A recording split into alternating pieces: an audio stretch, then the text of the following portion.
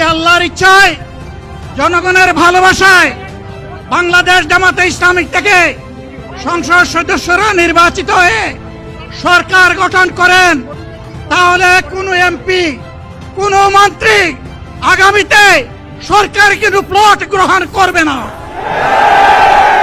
কোনো এমপি এবং কোনো মন্ত্রী ট্যাক্সবিহীন কোনো গাড়ি চড়বে না। কোনো এমপি এবং কোনো মন্ত্রী তার নিজের হাতে কোনো টাকা চালাচালি করবে না। কোনো এমপি এবং কোনো মন্ত্রী যদি তার নির্দিষ্ট কোনো কাজের জন্য বরাদ্দ পেয়ে থাকেন, কাজ শেষ হওয়ার সাথে সাথে বাংলাদেশের 18 কোটি মানুষের কাছে তারা তার প্রতিবেদন তুলে ধরতে বাধ্য হবে। চাঁদা আমরা নিব না, দুর্নীতি আমরা করব না।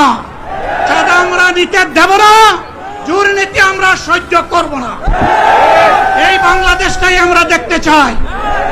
যুবকদেরকে আমরা স্পষ্ট ভাষায় বলতে চাই, বন্ধুগণ, তোমাদের সাথে আমরা আছি। আমি আজকে জামাতের আমির হিসাবে এখানে কথা বলতে আসিনি। আমি এসেছি বাংলাদেশের 18 কোটি মানুষের একজন হয়ে কথা বলতে। আমি শিশুদের বন্ধু, আমি যুবকদের ভাই, আমি বয়স্কদের সহযোদ্ধা, আমার বোনদের আমি ভাই। সুতরাং তাদের মুক্তির জন্যই আমি দায়িত্ব নিয়ে আজকে এখানে দাঁড়িয়েছিলাম।